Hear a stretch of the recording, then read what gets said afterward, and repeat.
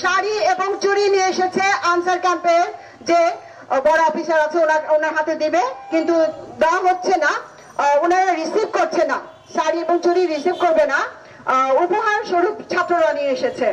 তো এখন অনেক কিছু বলার আছে, আমাদের অনেক এখানে নেতৃবৃন্দরা আছেন, কথাবার্তা বলবেন। তো এটাই বলবো, চাঁদাবাজি বন্ধ করতে হবে, রুখে দাঁড়াতে হবে সবাইকে। আসুন আমরা সবাই রুখে দাঁড়াই। সংগ্রামী বন্ধুরা, আমরা কেন বিচার ও সংস্কারের কথা বলি আরেকবার আপনাদের বুঝতে হবে। আজকে যদি গত জুলাইয়ের হত্যাকাণ্ডের বিচার হইতো, এই জুলাইতে আর কেউ রাস্তায় এরকম জাহেলিয়াম কায়দায় কোন মানুষকে পিটায় মারার সাহস পাইতো না। এই পুরান ঢাকায় আর কোন চাঁদাবাজি চলবে না।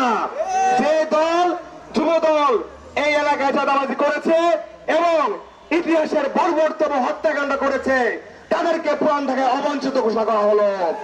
আজকে থেকে কেউ যুবদল করতে পারবে না। যারা যুবদল দাবি করবে তারা হত্যাকারীর দল, তারা চাঁদাবাজের দল। মনে রাখবেন, যারা চাঁদাবাজের ভাগ পায়, হত্যার দায় তার। চাঁদা তুলে পল্টনে, ভাগ যায় লন্ডনে। যেই দল নিজ দলের 150 কর্মীর লাশের রক্তের উপরে হোলি খেলে, তারা কি নতুন বাংলাদেশ উপহার দিবে? সেটা জনগণের কাছে প্রশ্ন রইল। যে নৃশংস জঘন্য হত্যাকাণ্ড গত 3 দিন আগে মিটফোর্ডে ঘটেছে, তার প্রতিবাদে গতকালকেও আমাদের কর্মসূচি অনুষ্ঠিত হয়েছে।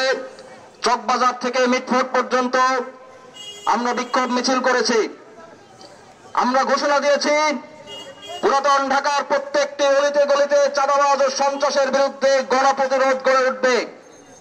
তারপর আমরা লক্ষ্য করলাম, পুলিশের পক্ষ থেকে ঘোষণা দেওয়া হয়েছে এই হত্যাকাণ্ড নাকি চাঁদাবাজিকে কেন্দ্র করে না, ভাঙাড়ি ব্যবসাকে কেন্দ্র করে।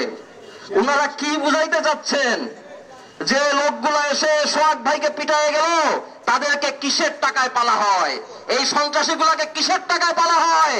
আমরা সবাই জানি এগুলাকে চাঁদাবাজির টাকায় পালা হয়। সন্ত্রাসী চাঁদাবাজির টাকায় পালে একের পর এক ব্যবসা দখল করা হয়। ব্যবসা নিয়ে যদি দ্বন্দ্ব থাকে, কোর্টে যাবে ব্যবসায়ীরা।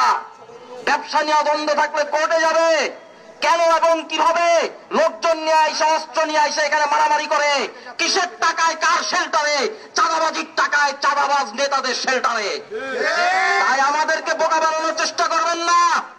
যে চাঁদাবাজির সংস্কৃতি সারা দেশে আপনারা তৈরি করেছেন, সোহাগের রক্ত সেই চাঁদাবাজির সংস্কৃতির ফসল। এই চাঁদাবাজির সংস্কৃতি থেকে এই সন্ত্রাসী গুলাকে পালা হয়। এই সন্ত্রাসীরা সারা দেশে প্রায় 200-র মতো মানুষ ইতিমধ্যে হত্যা করেছে গত 1 বছরে। তাই আমাদেরকে কোনো বুঝপড়া দেওয়ার চেষ্টা করবেন না। চাঁদাবাজ ও সন্ত্রাসের বিরুদ্ধে যে লড়াই শুরু হয়েছে, সেই লড়াই পুরান ঢাকার অলিতে গলিতে ছড়ায় পড়বে, পুরো বাংলাদেশে ছড়ায় পড়বে। কোন জালিমবাজকে আটকাতে পারবে না ইনশাআল্লাহ। আপনারা বলেছেন খুনিদের নাকি রাজনৈতিক পরিচয় নিশ্চিত হওয়া যায় নাই। বাহ বাহ বাহ। যখন চাঁদা তোলে তখন পরিচয় দিতে পারে। নেতার কাছে সাংবাদিক গেলে বলে কমিটিতে নাম নাই। এইসব খেলা কি আমরা বুঝি না? দিনের পর দিন আপনারা কমিটি আটকে রাখেন, বিভিন্ন লোককে বলেন দলের নাম নিয়ে চাঁদাবাজি করবে, সমস্যা নাই। যখন ধরা পড়ে পুলিশ আসে, সাংবাদিক আসে, মানুষ কথা বলে, তখন বলেন ভাই এর তো কোনো পোস্ট নাই। এইসব পলিটিক্স আমরা বুঝি না। আমাদেরকে বোকা মনে করছেন আমরা কথা বলতে পারি না, আমরা কথা বলবো না। আপনাদের এইসব অপরাজনীতি, আপনাদের পুরাতন রাজনীতির সংস্কৃতি আমরা ভেঙে চুরে চুরমার করে দিব। আপনাদের এই সব সংস্কৃতি নিয়ে আপনারা যদি যান, দিল্লি চলে যান। এই সংস্কৃতি যারা এর আগে ধারণ করেছিল তাদেরকে আমরা দিল্লিতে তাড়াই দিছি। যদি আবারও চালু রাখেন, আপনাদেরকেও ভাগতে হবে। আপনারা কই ভাগবেন ওই ঠিকানা এখনই আপনারা নিশ্চিত করেন। ভাই বোনেরা, বারবার বলা হচ্ছে আমরা নাকি অপরাজনীতি করছি, আমরা নাকি একটা দলের উপরে দায় চাপাই দিতে যাচ্ছি। খুব ভালো কথা, আমরা চাঁদাবাজি সন্ত্রাসের বিরুদ্ধে যেই দলই তা করুক না কেন, কিন্তু ভাই আপনার দলের সিস্টেমই যদি এরকম হয় যে চাঁদাবাজির টাকাতেই আপনার দল চলে, তাইলে চাঁদাবাজের বিরুদ্ধে যখন ছাত্র জনতা দাঁড়াবে তখন তো আপনার দলের বিরুদ্ধে চলে যাবে আন্দোলন। কিছু তো করার নাই ভাই, এখানে তো আমাদের কিছু করার নাই। আন্দোলন তো আপনার দলের বিরুদ্ধে অটোমেটিক যাবে। আপনার যদি এটা নিয়ে কোনো চিন্তা থাকে, নিজের দলের সংস্কার করেন, নিজের দল ভেঙে চলে নতুন করে তৈরি করেন।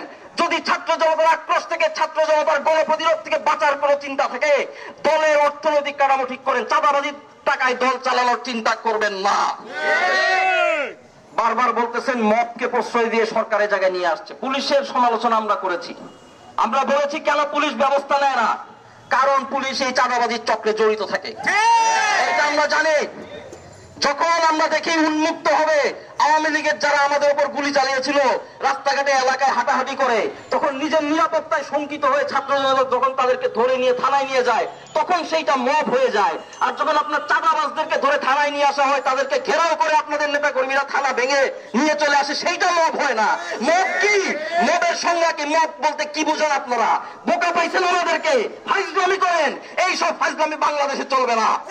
আমরা পুরান ঢাকা থেকে যে আন্দোলন সংগ্রাম শুরু করেছি, সোহাগ ভাইয়ের রক্তের উপরে যে লড়াই শুরু হয়েছে চাঁদাবাজ সন্ত্রাসের বিরুদ্ধে, এই লড়াই আমরা চালিয়ে যাব। আমরা পুরানো আমলা পুলিশ, আমরা দুর্নীতিবাজ, আমরা চাঁদাবাজ সন্ত্রাসী, তাদের শেল্টার দাতার নেতা, পুরো চক্র, পুরান ব্যবস্থা, পুরান সিস্টেমের পুরো চক্রকে ভেঙে ধসায়া ভেঙে চুরে আমরা নতুন বাংলাদেশ নিয়ে আসবো ইনশাআল্লাহ। প্রয়োজনে আমাদের রক্তের বিনিময় সেই নতুন বাংলাদেশ আসবে। সেই লড়াইয়ে আপনাদেরকে পাশে পাবার আকাঙ্ক্ষা ব্যক্ত করে আজকে আমার বক্তব্য এখানেই শেষ করছি।